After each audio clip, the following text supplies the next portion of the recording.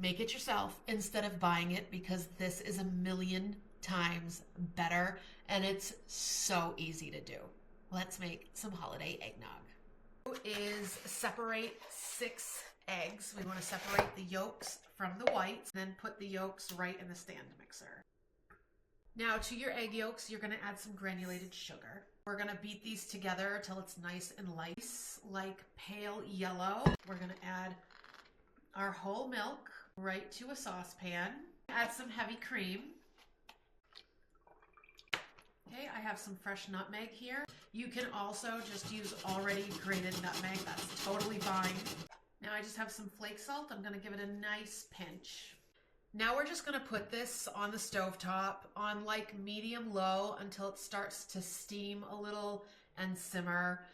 You don't want to bring it to a boil. Just want to heat it through and wait for it to just steam. And it's just starting to steam and it's not boiling. This is when you want to take it off the heat. I'm going to put this on low before I start that up. I'm going to use this small, tiny little ladle, and I'm going to do like half a spoonful at a time because we don't want to cook these eggs. So put it on low and then take your warmed milk mixture, and we're slowly going to start to add that warm milk mixture in there.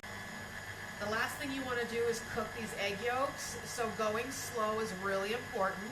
Once you see that it's incorporated, you can add just a little bit more. And this is just going to slowly start to temper it. So just go a little bit at a time until you've used up all your milk. Now that this is all tempered, we want to put this back into the saucepan.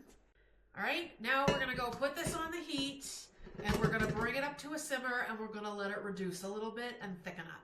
I don't want it to come to a boil. I just want it to be hot enough where the steam is going to escape and it's going to reduce down a little bit. Kind of look at the back of the spoon, and if it does that, you know you're ready to go. Once it's off your heat, you add your vanilla.